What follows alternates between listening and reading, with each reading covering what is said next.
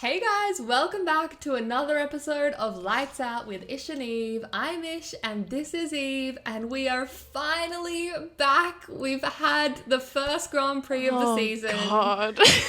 Australia is in mourning. I'm so not okay. Yeah. But it's fine. I'm happy to be back. F1's back, everyone. F1 is back. It is dramatic as ever.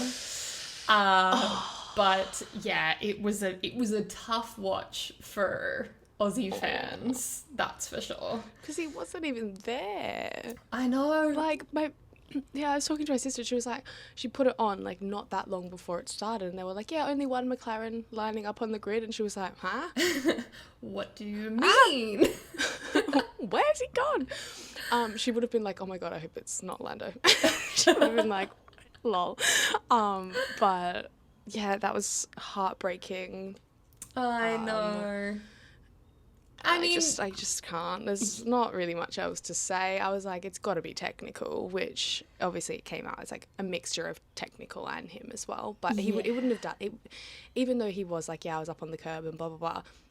Yeah, that wouldn't have happened if he didn't have a torque surge. No, so, there were a bunch of victims, I think, of the cars acting up this weekend, and unfortunately, Oscar was one of them. Fell victim to the Australian Grand Prix curse. I know. It took Charles 7 years to break the Monaco curse, so we've got 5 Please don't let it take that long. We've got 5 more years. Oh, boy. Also, we'd just like to congratulate George Russell on the 2026 World Championship. That car is so fast. Yeah. That car is so fast. Like, you're telling me Kimi Antonelli can smash his car to pieces 10 minutes before qualifying, get it back out there, not have time to set up the car properly, still qualify 8 tenths ahead of everybody else, and then at the start have no power, drop back to 7th, and then still finish P2? Yes, that is what I'm telling you.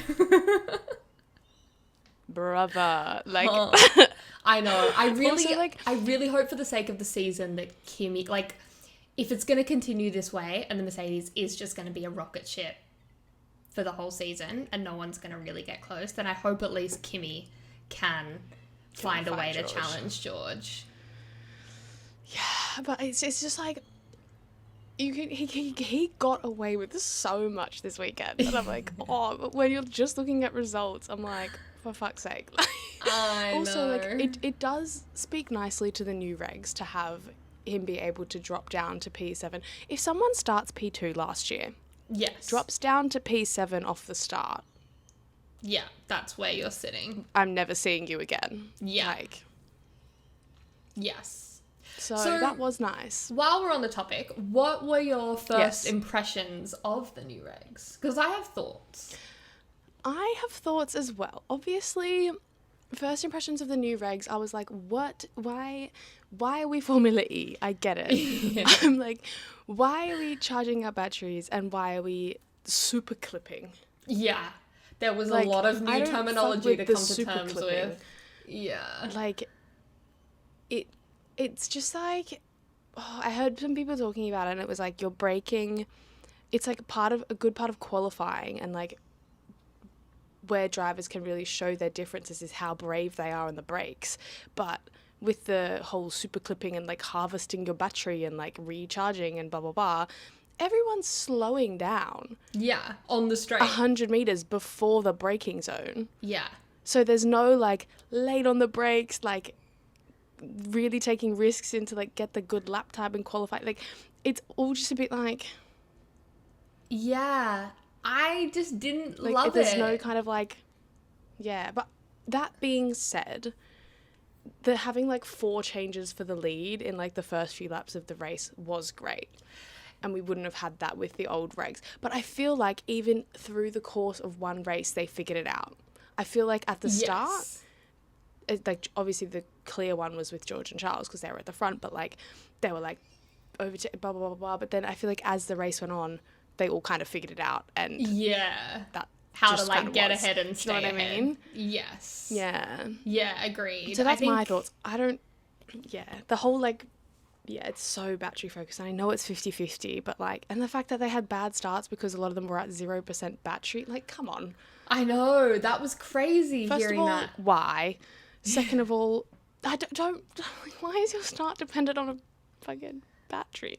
I know. It feels a little underwhelming when, like, in quali, you don't really know if a purple sector means anything because, you know, they might just be, like, another driver might just be deploying their battery at a different part of the track. Like, if someone goes, like, so that was very hard to, like, work out, you know, who actually was going fastest. And it's not about who can just, like, pedal to the metal, like, who can just complete the lap as quickly as possible. Be brave on the brakes and, like...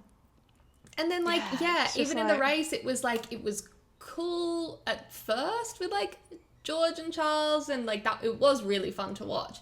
But then it just sort of, like, got to the point of, like, okay, what's the point? Like, you're going to overtake him, and I feel like they figured it out. Yeah, so, like, it was like, oh, okay, so moving on then. Yeah, I fully agree. Like, it was just a bit... I also feel like Ferrari did Ferrari strategy. Yes. So maybe... Like, I feel like it might have been a bit closer, at least for P2, had Ferrari got the strategy right. Yeah, I don't think at least Charles one of the was cars, still like winning. Lewis suggested. Yes. Oh, I don't think he was winning, but it just might have been a bit more entertaining, and he might have been able to get Kimi. Yes. But also, Ferrari and Mercedes being a minute down the road from everybody else. Wild. I would have been very interested to see where Red Bull would have sat, because obviously 100%. Hadjar was doing a great job, and Max was way down, you know, at the back. Like, I would have loved to see how Max stacked up against them. I don't think he's there on race pace, but I would have loved to see how he stacked up if he'd started up with the gang. Yes. Because I have zero doubts that if his car hadn't in qualifying, he would have been starting up there with them. If Hadjar can get P3, Max probably would have been P3. Yes. Or, you know, somewhere at the pointy end. So I would have loved to see how a race stacked up with him up there as well. Agreed. Well, hopefully... Hadjar obviously dropped back off the start, but then we didn't really get to see anything. But I think there's a very clear pace pecking order, at least on that track, for the top 4 teams at the moment. Yes. Well, hopefully we'll get to see how Max actually stacks up this weekend in China. Yes. And it's sprint weekend. So, I know. Jesus Christ. I know. Anyway, should we rewind a little bit and touch on practice? So obviously it was our first time seeing cars kind of properly out on track, not testing. And first of all, listening to Crofty at the start of FP1, trying to fit all of the, like, new rules into his, like, intro that he does over the top of the F1 music was, like, trying to listen to, like, a horse commentator, like, or, like, an auctioneer or something. He had, like, a million words a minute, like, like, explain everything. Yeah. But, like, fair enough, because there are a lot of changes. There were a lot of people having a lot of issues, which, you know, new regs, it's going to happen. Technical difficulties. Like, technical difficulties, like, everywhere you fucking look. Yeah. But, like, obviously you had, like, everyone's kind of regular few sliding off, a few going through the gravel, like, general practice session stuff. Of course. But then you've got everyone losing power. Yeah. It felt like everyone's PU at some point cut out on them. Yeah, like, immediately Oscar was like, I got no power. I was like, cool. Yeah. And then Lando, like, the McLarens were having issues. And then Lindblad was the first of a few people to get stranded at pit exit. Yes. Because it happened to him in FP1. It happened to Max at FP2. Yeah. And then it happened to Carlos somewhere else on the track in FP3. Yeah. So it was it was all happening. I mean, if we want to talk about Aston Martin really quickly. Yeah, so obviously Alonso didn't participate in FP1, which wasn't unexpected, because coming into the weekend, they had basically... Well, so here's what I thought was funny. Alonso said he couldn't do more than 25 laps without getting permanent nerve damage due to the vibrations of the, like, car. Lance Stroll said he could only do 15. Which, I'm like, you're the younger one. Your body should be more, like, capable of handling, but like... It's Lance Stroll. I know, but, like, also, he does have those, like, wrist issues. That's true, like, from his broken so wrist. maybe... Very true. Yeah, I don't know. I'm not a Stroll defender, but... No, but... It was really funny in FP1 how both the Cadillacs lost a mirror each. Yeah. Perfectly balanced. One lost this mirror and the other one, lost the other one. Yeah, that was funny. I think Mercedes was still sandbagging in the first couple of practice sessions, and I called them out on sandbagging after testing, and I fear I was right. I think you were right too. Yeah, Yeah. But yeah, halfway through FP1, Lando was out with gearbox as well, and I was like, cool, great, yes. whatever. It just, like, there was a lot of people that didn't look great. Agreed. But you know who was looking great and so much greater than I expected? Ferrari. Yeah. They hit FP1 with a 1-2, and I was like, the delusion was so strong. I was on the hype train so quickly, it wasn't even funny. I love that. Yeah. And, I mean... They kind of delivered. It wasn't just like... The pace delivered. The car, the strategy...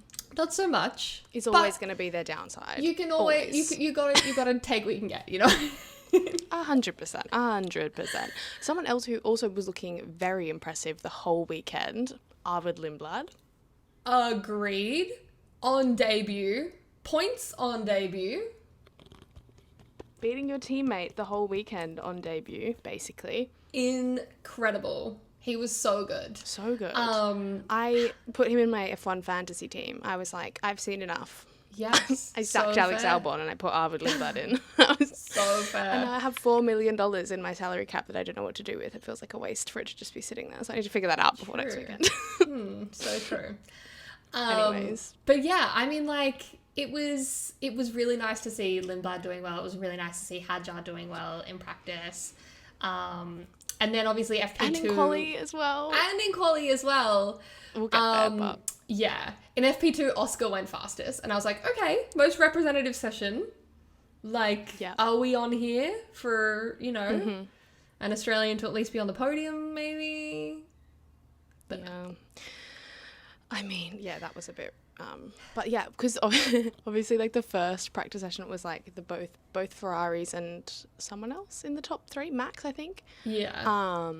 And then in FP2 it was like Oscar and both Mercedes, and everyone was like, oh, yeah. oh, Yeah. I see.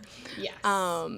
But yeah, obviously Max had his moment in FP2 where he just like.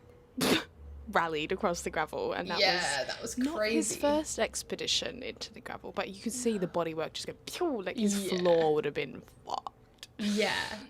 And he was very much like not happy with his car throughout the weekend. Like FP3, he was busy complaining about the steering, which was, maybe a bit of a forewarning into what was about to happen in quali. But I feel like the biggest headline from FP3 was, as you mentioned, Kimi going into the wall. And just smashed his car to pieces. I cannot believe that the Mercedes mechanics were able to get that back together. I mean, Max kind of helped him out with that little red flag. Big time. 100%. I was going to say he wouldn't have gotten out if Max didn't crash, but hey. But, like, he did. It's not like the red flag stopped it for hours. It stopped it for, like, 15 minutes, if that. Like... Yeah. Crazy. Because it was, like, going into quali, there were, like, it was, like, 3 drivers that were maybe not going to make it out. Yeah. And it was, like, Lance Stroll, Carlos Sainz, because he had an issue in FP3, and Lance Stroll. Yes. And obviously, with Lance Stroll, you're like, honestly, if you don't make it out, you're probably going to be P22 anyway. So don't bother. It's fine. Yes. But obviously Carlos Sainz and Lance Stroll did not make it out, unfortunately. No. But so Kimi did. Well, if we're talking about quali... Shall we move on to quali? Yeah. Oh, just quickly, I did see one quite funny comment on the Kimi crash in FP3, which was that someone was saying Mercedes was sandbagging so hard that when they actually turned the engine up in FP3, Kimi just got absolutely rolled. He was like, oh fuck. Whoa. Yeah. He's like, God, I'm so fast. Anyways, quali. So, yes, in Q1, Lance Stroll, Carlos Sainz, Max Verstappen, Valtteri Bottas, Sergio Perez, and Fernando Alonso were eliminated. Fernando Alonso nearly made it through, and honestly, I know. Crofty and Martin Brundle on the commentary, when they thought Fernando Alonso was going through, the amount of shock in their voices, they could not believe that man was P16. Yeah. And I'm just like, God, you know it's bad when they're like shocked that you can make it to P16. Yeah, for real. In an Adrian Newey designed car. Not that it's his fault, like, but you know what I mean. No, like... you know it's rough. Yeah, because everyone's like, don't they have Adrian Newey? And I'm like, yeah, but he doesn't make the engine. Yeah. He doesn't make the engine. Yeah. But Ferrari were on mediums, and they were kind of cooking. Yeah, so their strategy was clearly kind of up and down this weekend, because, like, when you see Ferrari as the only team on different tyres, as warning bells start going off in my brain. Well. Yeah. It does not bode well. Yeah, but somehow they made it work. And, I mean, clearly the medium tyres were just a better fit for them, and they managed to save a set of tyres. Yeah. I mean, not that they did much with that in Q3, but hey, gotta do what you gotta do. Obviously, the track was kind of ramping up. There were a lot of people kind of flying, like Bortoleto popped himself up there, Lindblad was popping himself up there.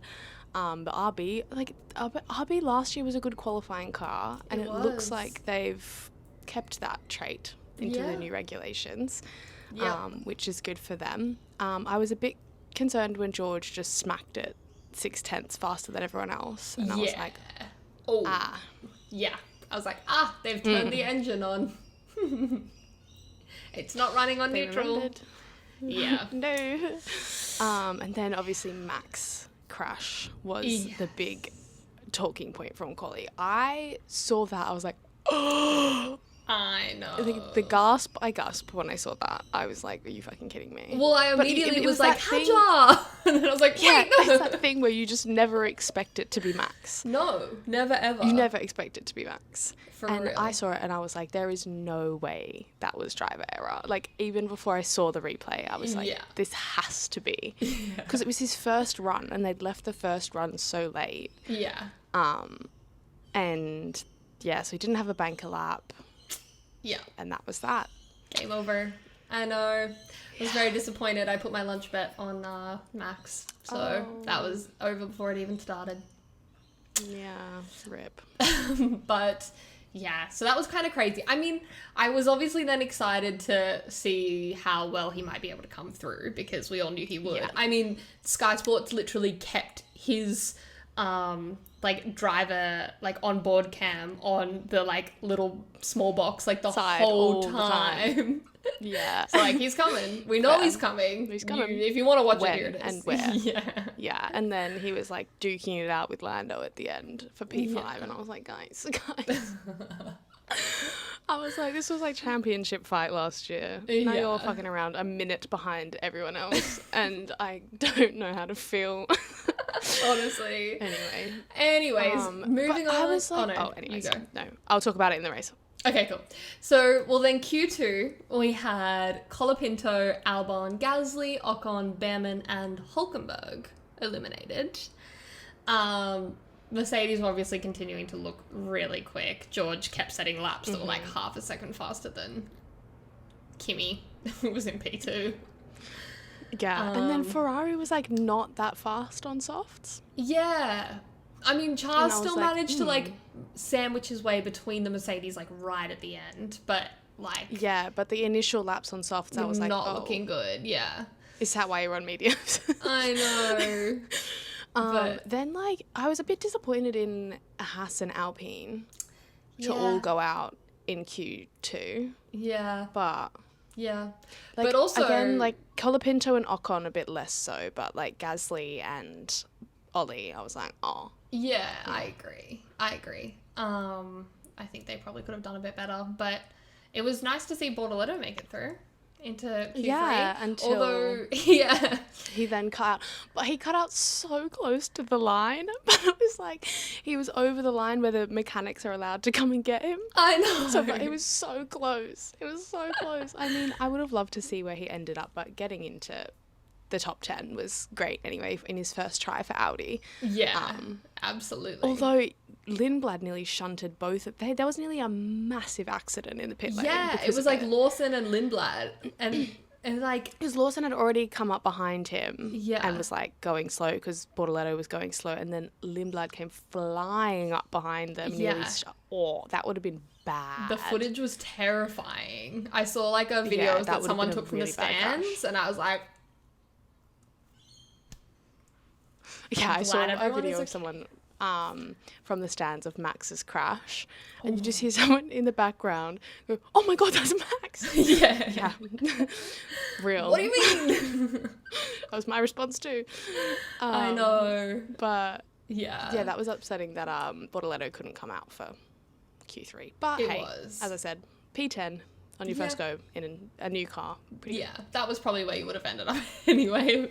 Yeah, but anyways, realistically. Q3 then started and then quickly stopped due to the Mercedes team leaving a bit of cooling equipment on Antonelli's car that then fell off and Lando hit it and it just exploded across the track. Because obviously you saw the piece sitting there and then it cut back to it and it was in pieces and I was like, someone's hit it. Yeah. And then it was like, replay and it was like Lando Norris and I was like, oh for fuck. I was like, because I was like, that will cause some damage. And then I was like, who's hit it? I hope it's not a McLaren. Twas a McLaren and twas Lando. Yeah. But then they were like sticky taping his front wing and I was like, oh guys. I know. I love how F1 is like the peak of motorsport technology and then so often the solution is duct tape. We'll just duct tape it together. Cool. But yeah, both McLarens were having like some engine deployment issues as well. Yeah. They kind of were having through the whole weekend. And Lando was having them a little bit more than Oscar, but then he hit the thing and I was like, oh, it's just not good. Yeah, for sure. But I mean, George was looking fast the whole time. He was predicted to be, and he was. He put it on pole. It was only going to go one way. Yeah. Antonelli P2, but Hadjar in P3 was very unexpected, and I was very excited for him. I loved that because I was like, in recent years, if something happens to Max in Q1, Red Bull are barely going to scrape points. Yeah, they might as well just go home. And they didn't, but that wasn't his fault. But yeah, Isaac still being able to take... No one has taken that second Red Bull that far up when Max is down there in a very long time. Yeah. And I was very happy to see that. I was like, this is potentially a new era for the second Red Bull seat. Until I remembered that it was the second Red Bull in the race. And I know, which is what made it so much more heartbreaking. Because he was looking so good. But he's cursed in Australia too. It's not just Oscar. So true. I actually said that when it happened. I was like, well, he had a terrible time in Australia last year, but then went on to have a great season. So I'm like, if the trend continues, he'll be fine. Yeah. So that's so true. I think that's quali. Should we get into the race? Unless you had anything else to touch on. Okay, so Sunday race day. For me, I get to enjoy one of the few Sunday afternoons turning on the F1. So I'm like, I'm not doing anything. I'll turn the race on a little early, watch some of the pre-race coverage, turn it on, literally 2 seconds later, Oscar is in the wall.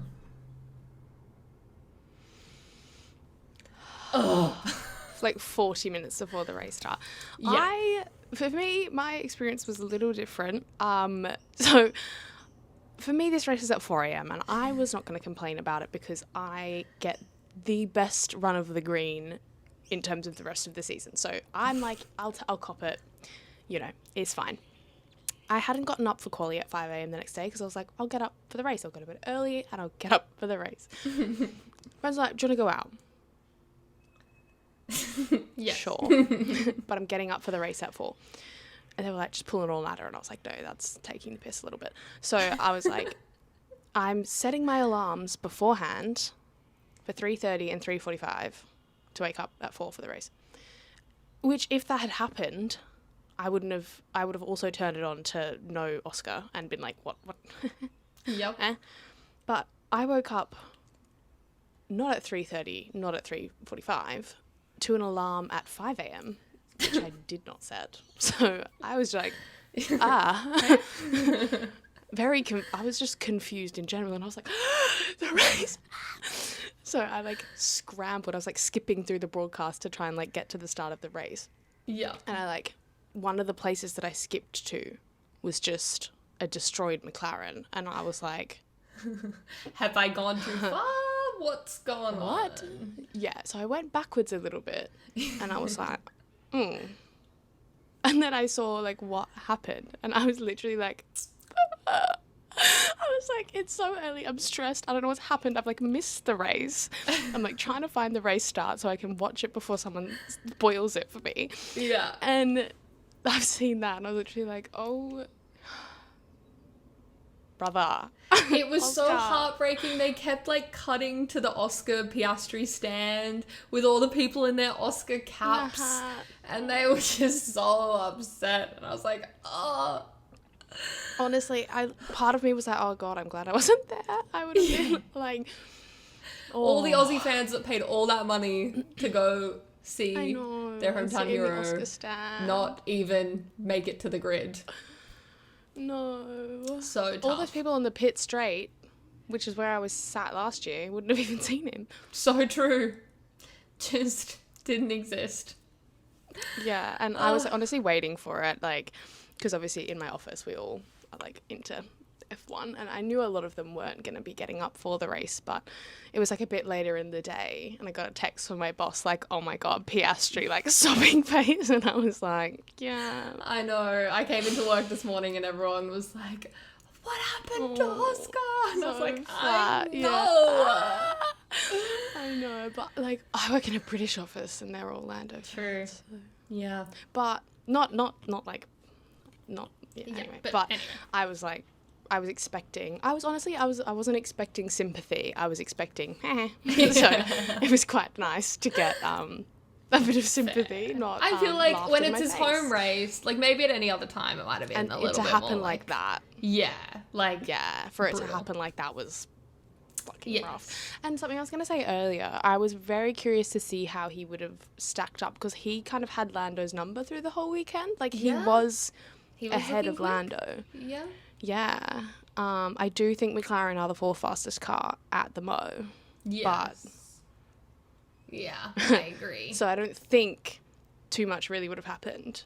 But you just never know. Never know. Agreed. Anyway. But yes, Oscar did not start. Well, yeah, Hulkenberg also didn't start the race, was the other driver. So we were back to 20 drivers. The way things should be.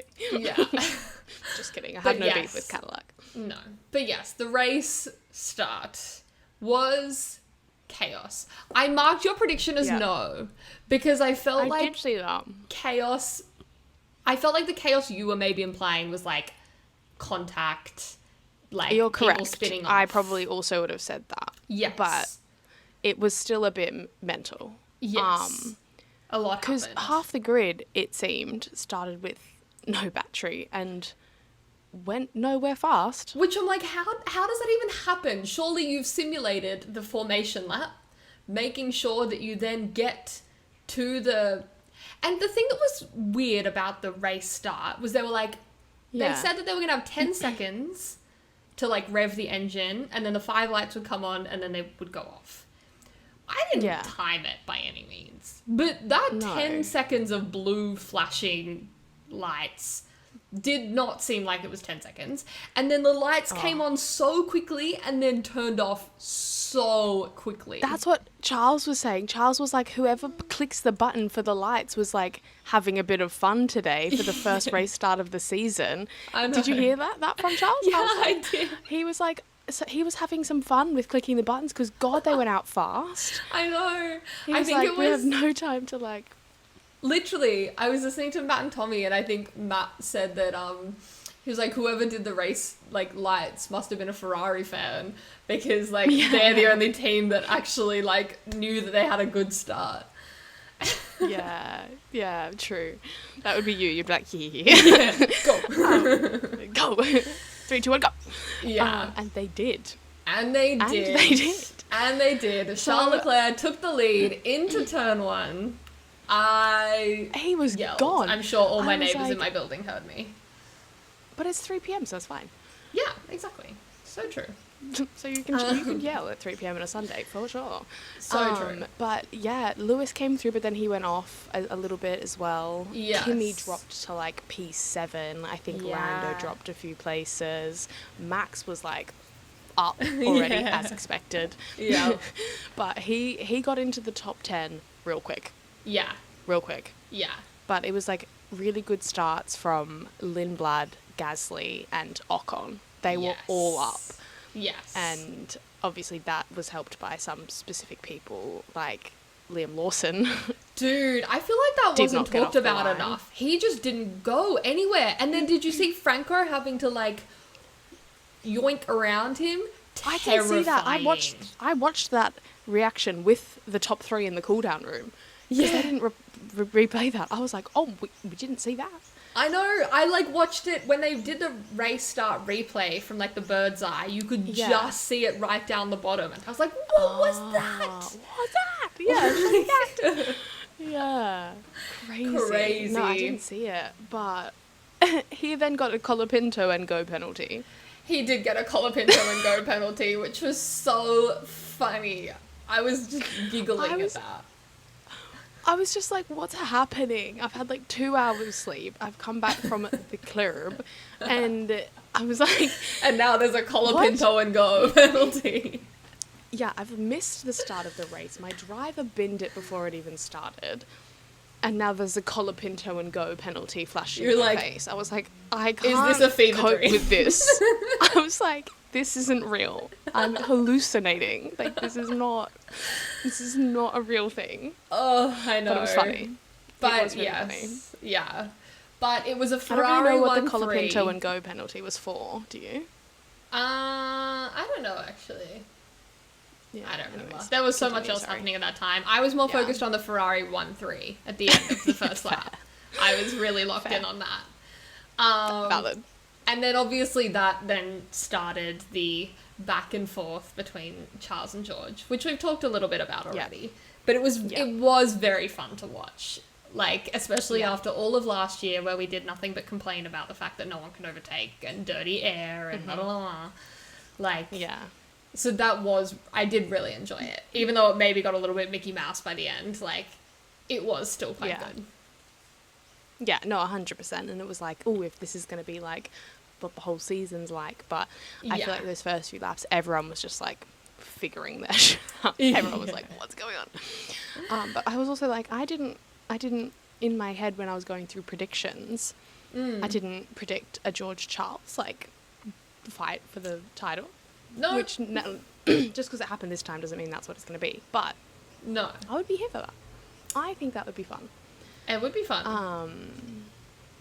Yeah. Yeah, I think Ferrari, I mean, every team just needs to catch Mercedes up. Like, they're clearly so fast that even with the battery boosts and all that sort of stuff, they're going to catch them on race pace, bottom line. Like... Yeah, 100%. And, like, that was shown by Kimi dropping down to, like, P7, and he was back in the top 4 within, like, 5 seconds. Yeah. And it was like, well, whoa. Okay. But, yeah, Ferrari, like... Towards the end of the race, like, I didn't look at the gaps. What were the gaps between, like, the Mercedes and Charles, do you know? Right at the end, roughly. It was, like, Charles, I think, was 10 seconds off of Kimi. Or, like, just over 10 seconds off Kimi. So, obviously, a big chunk of that was the bad strategy. So it would have been close with Kimi and Charles. Like, George was another, like, 5 seconds up the road or something like that. So, like... Yeah.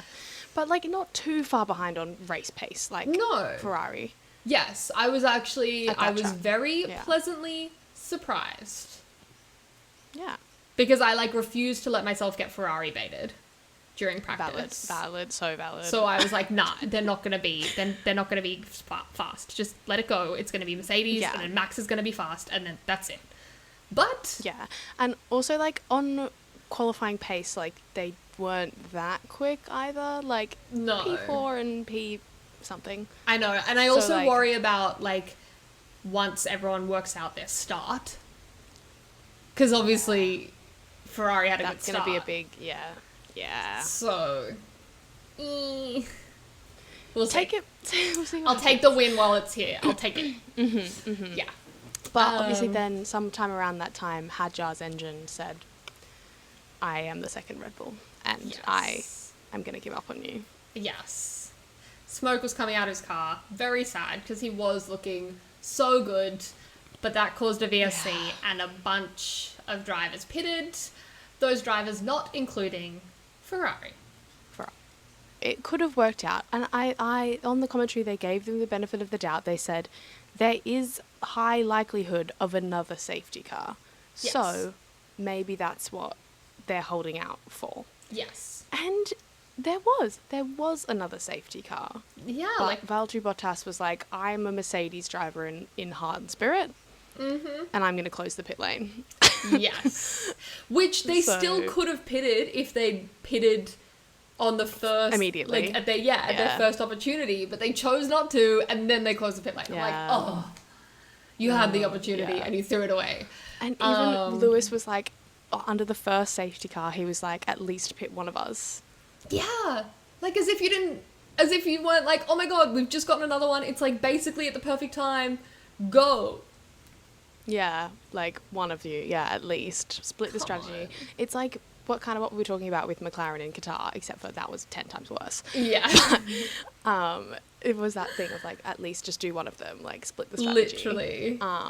I was having like flashbacks to 2024 with like Lawson and Perez. I was like, whoa, you guys hate each other again. Okay, cool. Yeah, nothing. You're not fighting over a seat anymore. No, it's okay. You're not fighting over a seat anymore. Calm down. You're not trying to prove anything to anyone between the two of you. It's okay.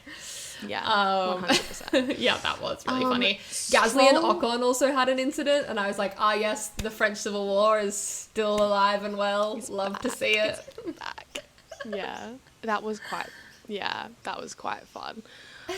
Lance Stroll got lapped on lap 19. Dude, like, basically the whole grid, though, got lapped. Like, outside of the top 7, I think. I know, but, like, on lap 19. Yeah, that's wild. And, I mean, the Aston Martins, Alonso DNF'd, and then un-DNF'd, and then re-DNF'd. I know. Stroll DNF'd, came back out, and I think he completed the race. So... Not in terms of laps, but I think I don't think he did. I think Alonso classified, Stroll didn't. I think he just didn't do enough. Okay, because you have to do 75% of laps to be a classified finisher.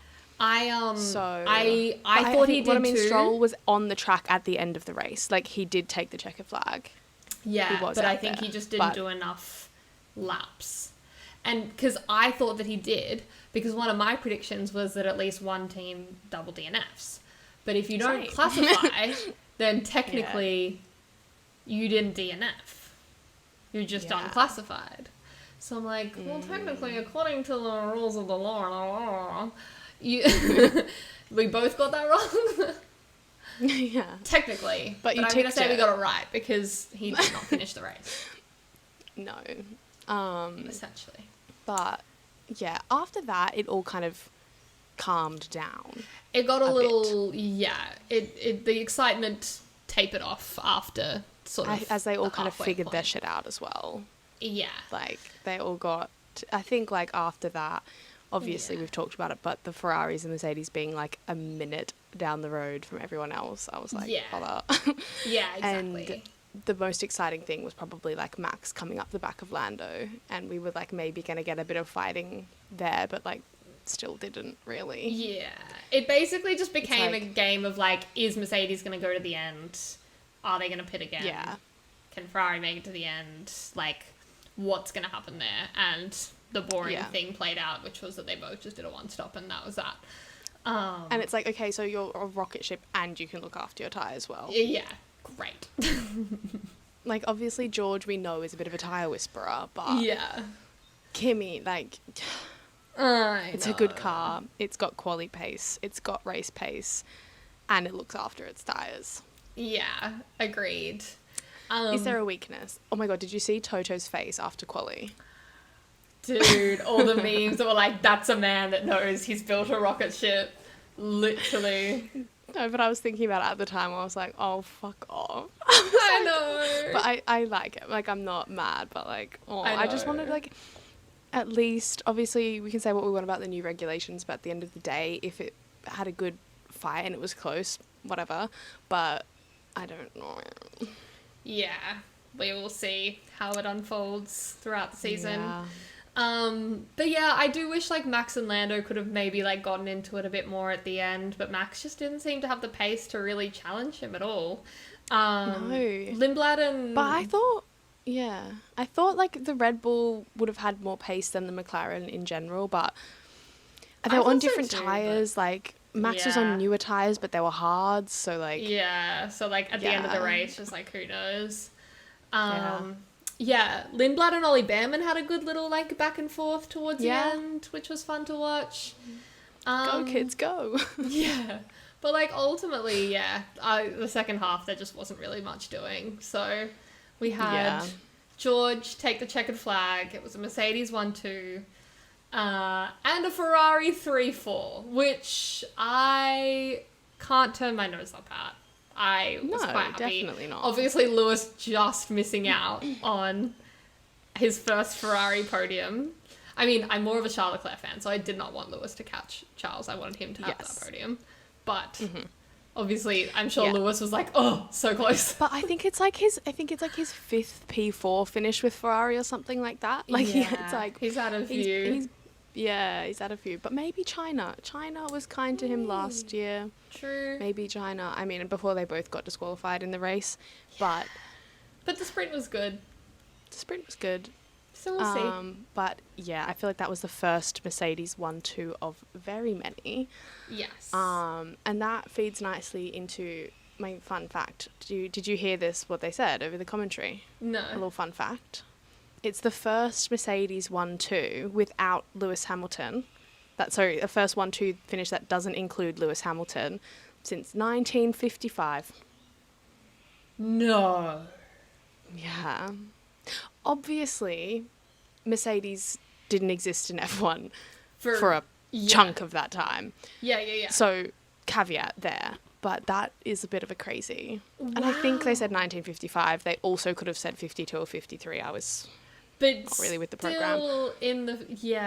Wow. Yeah. So isn't that crazy? That's insane. Yeah. Wow. Well, there you go. Fun fact. Nice.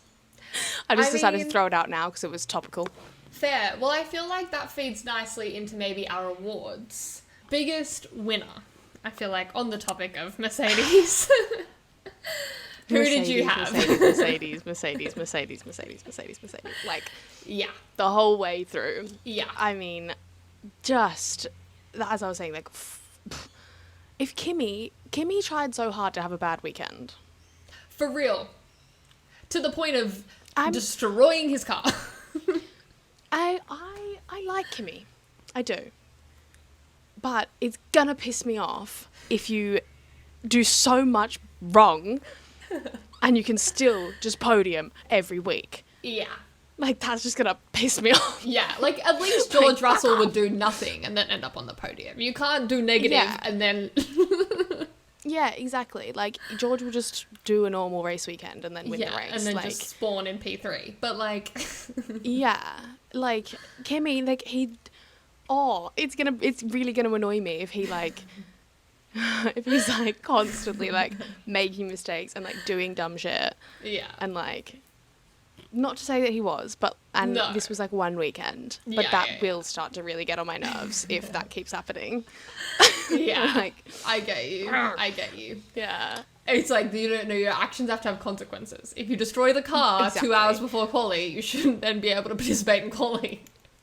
And you shouldn't be P2. Yeah. And if you fuck up your start, as a Lando Norris, maybe this is why it's like a touchy subject, because I'm like, if you bottle the start and drop down to P7, you shouldn't be able to finish P2. So true. So true. Anyway. Other winners, obviously Ferrari. Yes. I still have them on the winners list, even though their strategy was like, to be expected. Agree. And Arvid Lindblad. Same. Is also on my winners list. Same. Because well done.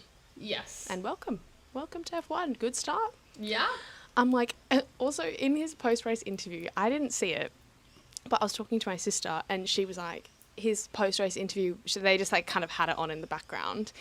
And she was like, it was really funny because they were like showing him clips and he was like so excited and he was like, then I did this and then I did that. And he was just like so like about it. And she was like, it was really funny because it was kind of giving a bit cocky. But obviously I was like, fair enough though, like you've just done so well. And he probably would have been so stressed and nervous about like... Totally. You're like, I just did that. Like, yeah, but she was like, he was obviously just excited, but it came off so like, like up himself a little bit. Yeah. And she was like, it was just really funny. And I was like blessed, but I was also like, not to say that he won't have a good season, but I'm sure he will have the humbling at some point. For sure. Yeah. And I didn't see it, so I don't really know, but yeah, like what he was like. Quite funny. Yeah, that is funny. But he's definitely on the winners list. Agreed. Well, biggest loser, obviously Oscar. Like, in number one, I would say closely followed by Aston Martin. That's exactly what I've got as well. But I did also have Isaac Hadjar because he really just like was on for what was looking like a really good weekend and it just went wrong through no fault of his own. So 100%. And I mean, not to talk about constructors battles within the first 5 seconds of the season, but like if it's going to be Mercedes and Ferrari and then McLaren and Red Bull. Yeah. Not ideal for Red Bull to start with a big fat... Oh, actually, they didn't start with 0 max cut points, but do you know what I mean? Totally, yeah, for sure. I mean, they probably got lucky that Oscar DNF'd in that case. Yeah. DNFs. But, yes, true. Silliest surprise, what did you have? I wrote something that doesn't make sense, but I would say, like, Ferrari race pace, like, how much Ferrari, like...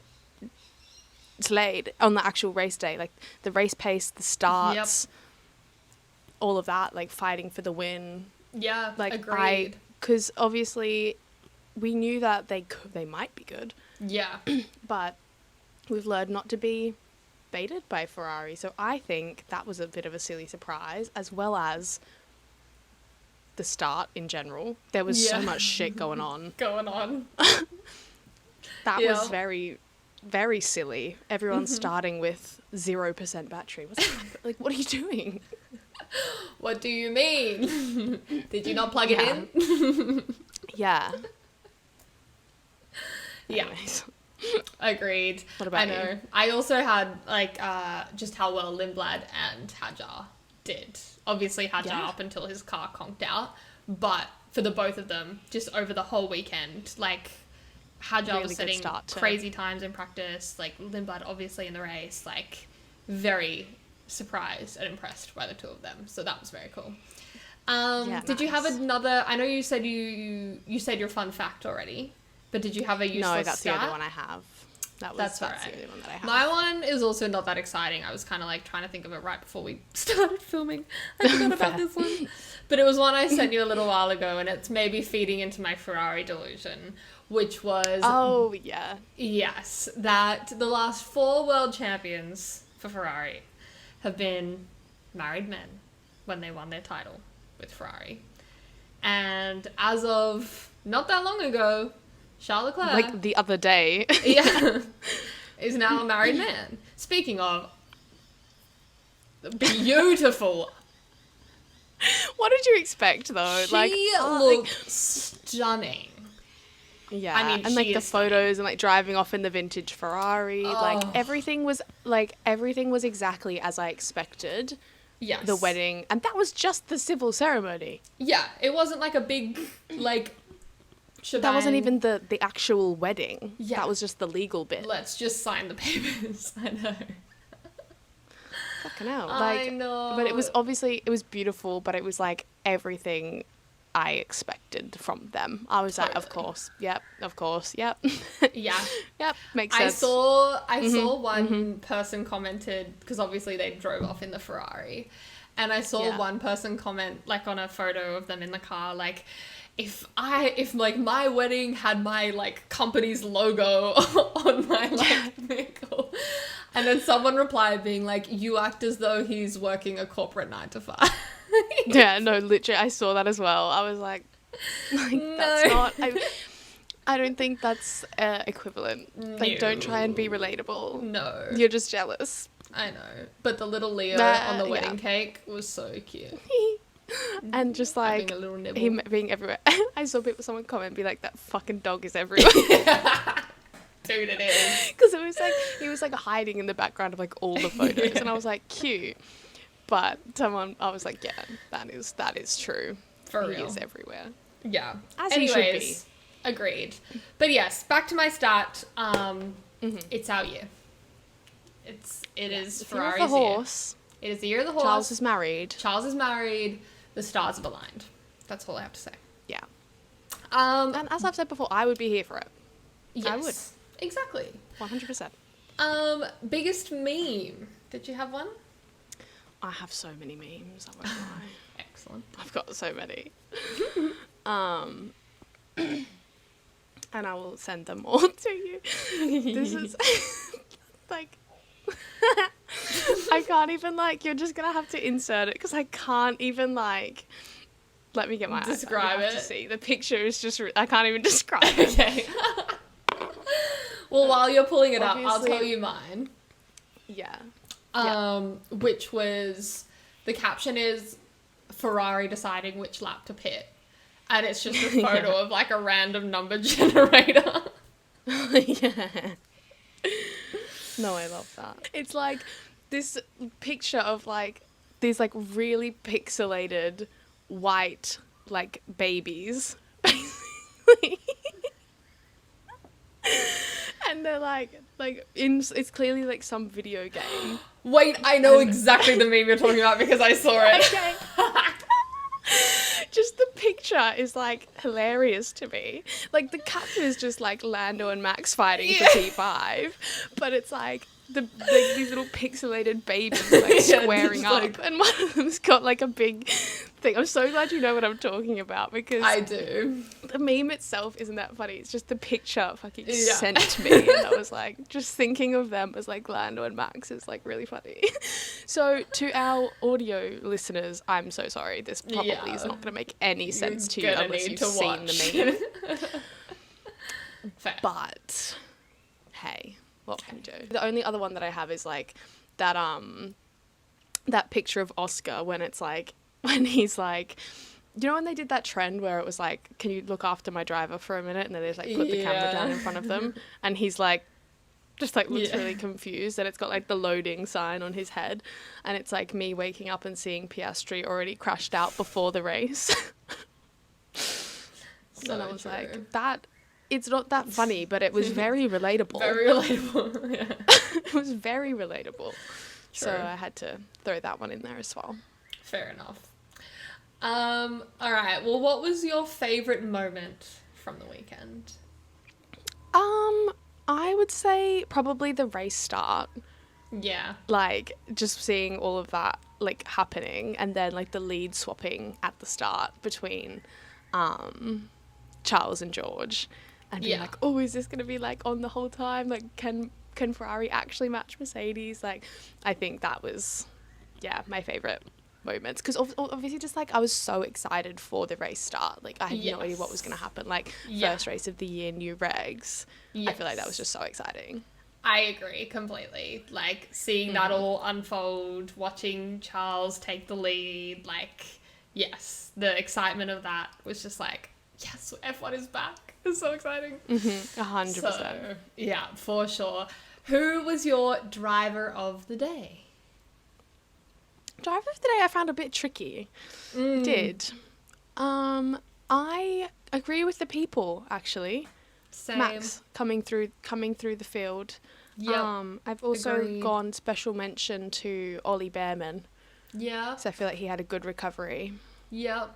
Fair. But yeah, I found it a bit tricky to pinpoint one. Yeah. I had Max as well. Like, I also agreed with the people. But, I Yeah. mean, Bortoletto, Audi points Yeah. on debut, even though they're sort of Sauber, but, you know. Yeah. And Lindblad, too. Just great drive. So, Well done. honourable mentions. 100%. But I think that Do you know wraps George? it up. Yeah. George hasn't been driver of the day in like 4 years.